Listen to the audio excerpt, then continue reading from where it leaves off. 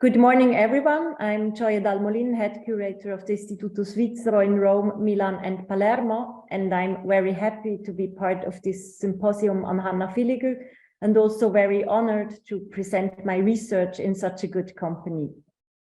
My presentation is entitled with Burning Palm Leaf in the Evening, Hannah Villiger in Rome, 1974 to 76.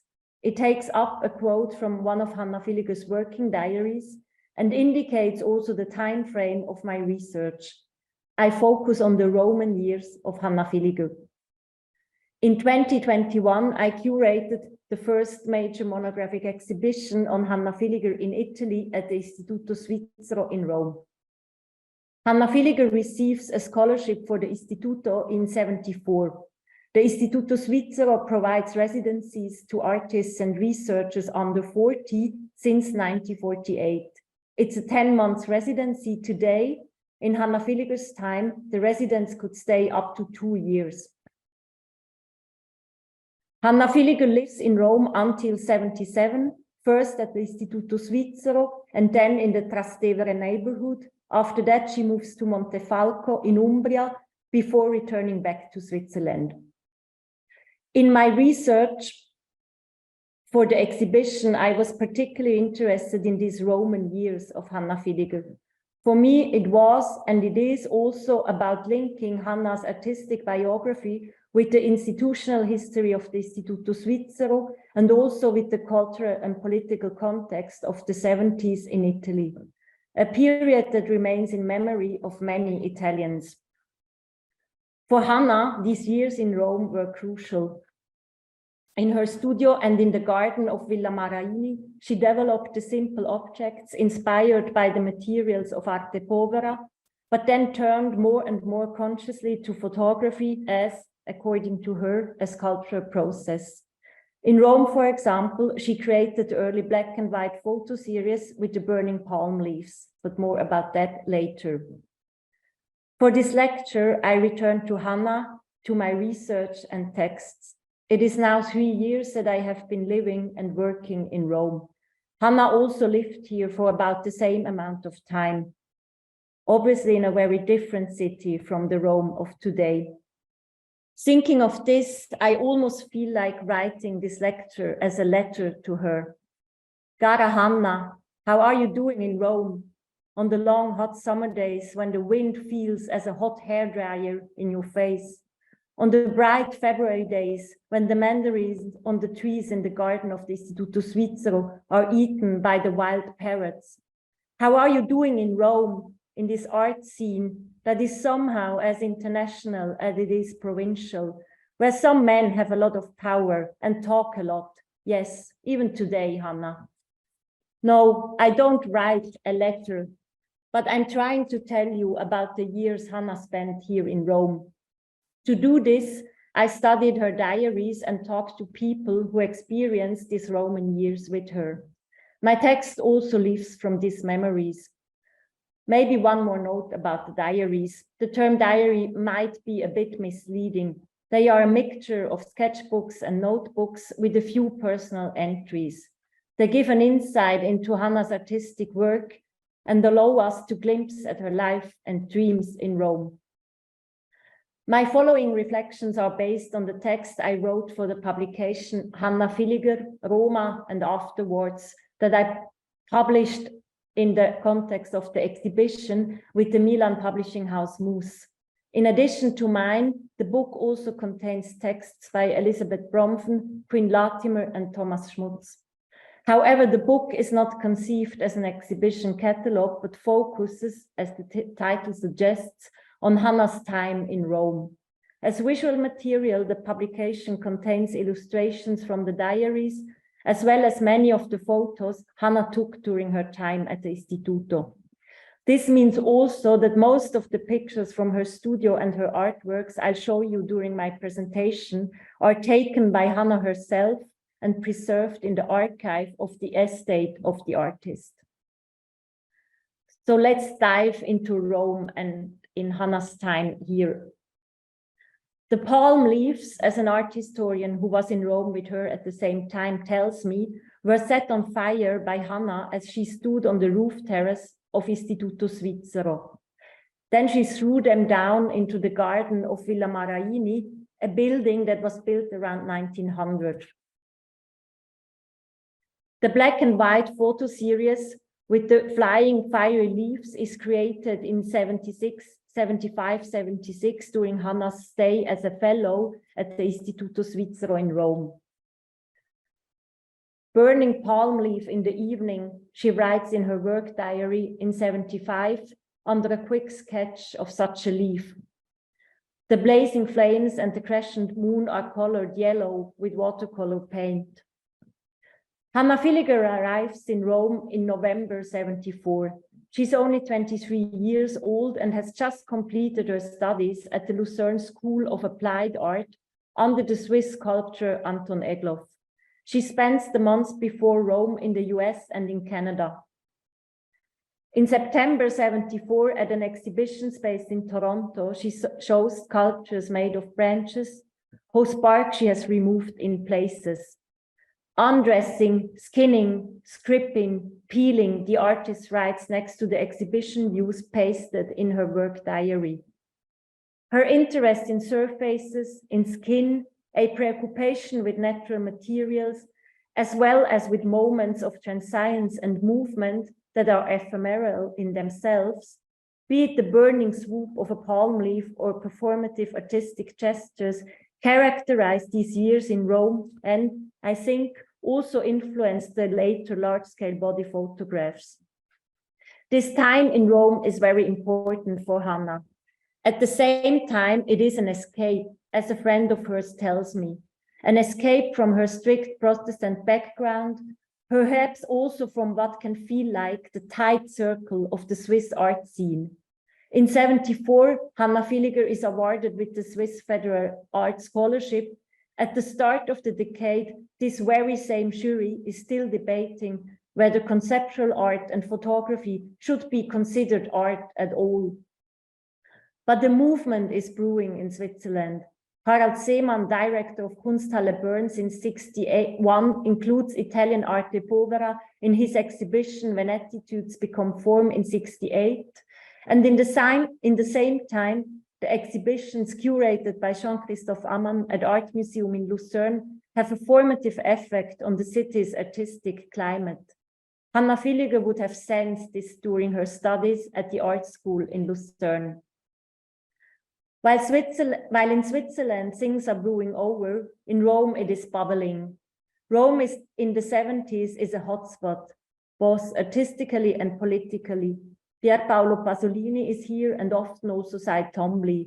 In 1969, Gianni Spunellis, in Rome since the mid-50s, presents 12 living horses in Fabio Sargentini's famous Galleria Lattico. In the 70s, the gallery shows performances by Simone Forti and Vito Acconci, as well as works by Marisa Merz, Mario Merz, Robert Smithson, or Jean Tinguely. The scene in Rome is followed closely by Lea Vergine, who in her book Il corpo come linguaggio from 1974, in English, The Body as Language, presents new approaches to understanding performative artistic strategies focused on the body, and also by Germano Celand, who introduced the concept of arte povera into the art discourse of the late 60s. At the same time, artistic and political collectives are establishing self-organized spaces. The 70s in Rome are also a time of social upheaval and tension with political demonstrations and strikes. Unlike in Switzerland, in Italy, the so-called Biennio Rosso, the 2 red years of 68 and 69, succeeds in uniting students and industrial workers in a movement that critically questions all areas of life. Art critique and activist Carla Lonzi, together with artist Carla Accardi and journalist Elvira Banotti, founded the Rivolta Femminile collective in 1969. The feminist movement is particularly strong in Rome, successfully mobilizing against the revision of the divorce law in 1974 and for the legalization of abortion in 1978. The decade is also marked by political violence, with assassinations in Brescia and on the Bologna-Florence train line, both in 74, carried out by neo-fascist groups, but attributed by the government to anarchist circles, as well as the armed struggle of the Brigate Rosse, the Red Brigades. We see that Hannah Villiger's stay in Rome coincides with eventful and contradictory period. An artist who was in Rome at the same time with her tells me how the sound of a balloon bursting at the Piazza Santa Maria in Trastevere could frighten everyone. And yet they often roar along the Tevere in Hannah Villiger's car. She was the only fellow to own one, to see if light is on inside Tombly's apartment. At Babington Tea Room on Piazza di Spagna, they meet up with the fellows from Villa Medici. The French Academy is run by the artist Balthus at the time, and the parties there are wild. There isn't much political discussion at the Istituto Svizzero. Political engagement and left-wing attitudes are still viewed very critical by the Swiss government. While the Communist Party in Italy wins many votes in the mid-70s, the Swiss Communist Party operates in isolation and is under state surveillance. I am told that artists who were too political were not welcomed at Istituto Svizzero. In Rome, Hannah cuts her hair short and is often wearing boots and overalls. She is consistent, as a friend recalls, in both her artistic work and her choice of attire, which she sources by scoring thrift shops and the Porta Portese market on Sundays.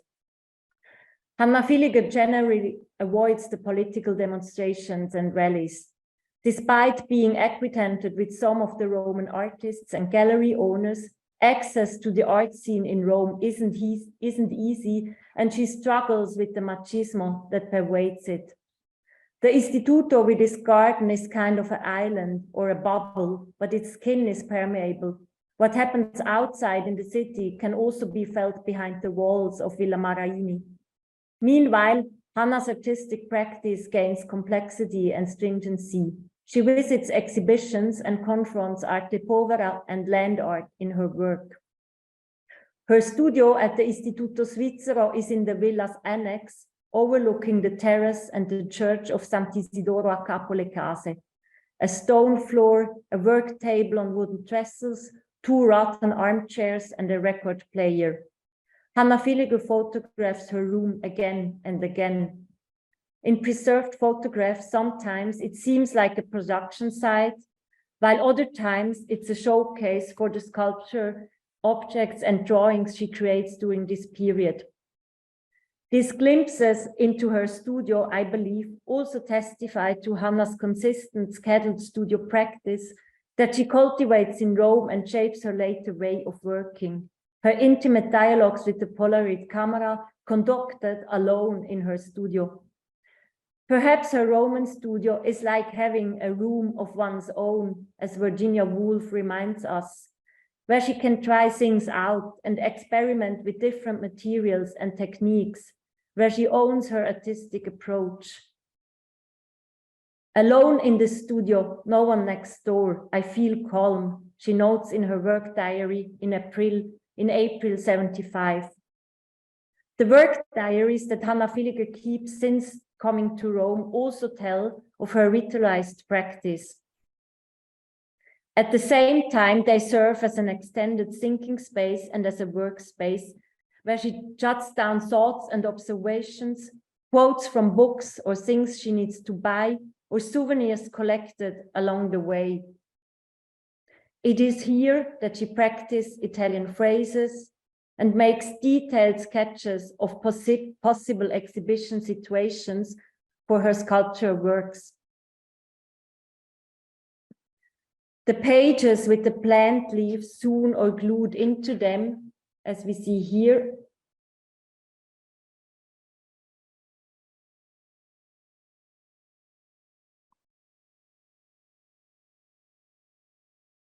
but also her play with the word fragments.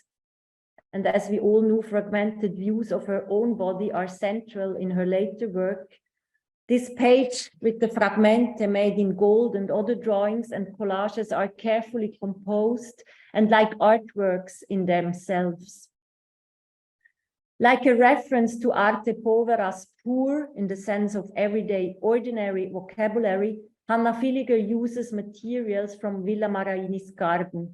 She creates small objects from leaves, wood, branches, feathers, or white strings. She uses pieces of wood to create geometrically arranged floor sculptures on the annex terrace. And she pins the photograph and sketches of these objects on her studio wall. It seems to be the transience of the materials that attracts her and that determines her sculptures. During this time, Hannah Villiger also draws. The outlines of hands are a frequent motif to which she writes all too touchable in her work diary. And she researches weapons and spears. I am an Amazon, she notes on the page, and on another, a warrior needs weapons. The drawn objects are composed of branches and palm leaves, which she titles Bellona, Minerva, and Diana, the Roman goddesses. In the Istituto garden, she stages these weapon-like objects with friends and poses on the terrace with one of the spears herself. A friend photographs the playful performance. She presents the spears, some of which are nearly 4 meters long, at an exhibition, Sei Artisti Svizzeri, 6 Swiss artists in June 75 at the Villa Maraini, and at the Biennale des Jeunes in Paris in autumn of the same year, and at an exhibition in the Ticino village Vira Gambarogno in July 76. For a group exhibition with the other artists in residence in the Umbrian village of Bevagna, also in summer 76, Hannah Villiger develops a gigantic Mikado game made of pointed wooden sticks with which visitors can interact in the village square. In her diary, she draws the spear-like objects on a photo of the Grande Raccordo Anulare, the huge ring-shaped highway that encircles Rome, and also on a photo of a political protest. Around the same time, she creates the sculpture Alma Mater. This too is made from branches and palm leaves, the title referring perhaps to the benevolent mother, while the prefix Alma was also used for goddesses in Roman antiquity. So Hannah Villiger's weapons bear the names of goddesses, while her alma mater may well evoke a vulva. And looking at photographs from demonstrations in Italy in the very same years, we see these gestures with the very same meaning. Alma mater, a possible allusion to the struggle for women's self-determination and emancipation fought on the Roman streets. It may be that these early works represent a confrontation with the heated political situation at the time. Around the same time, Hannah Villiger begins to experiment with fire. It happened suddenly, remembers an artist who was a resident at the Istituto at the same time with her. The palm leaves are now burning. Movement and ephemeral moment become important. Perhaps they are a continuation of the performative experiments with the spears and the Mikado sticks, or as a reflection on the transience of things, bodies, and materials. The camera fixes the flight of the burning palm leaf, which reminds me of an arrow. The objects and movements are now created exclusively for the lens of the camera. Hannah Villiger spends many hours in the Istituto's darkroom. She expands her sculpture practice and, as a sculptor, she wields her photo camera as an additional tool. The idea of photography as a sculpture medium, which will shape her entire body of work, has its roots in Rome. And the transience of her body, which is also relentlessly captured in her later photographic works, is tested by Hannah in these Roman years, on transience of palm fronds, leaves, and branches. Thanks God, they are forced to fall apart naturally, she notes in her work diary. So this is all that I have to say about this Roman Years of Hannah Villiger. Thank you very much for your attention. Grazie mille.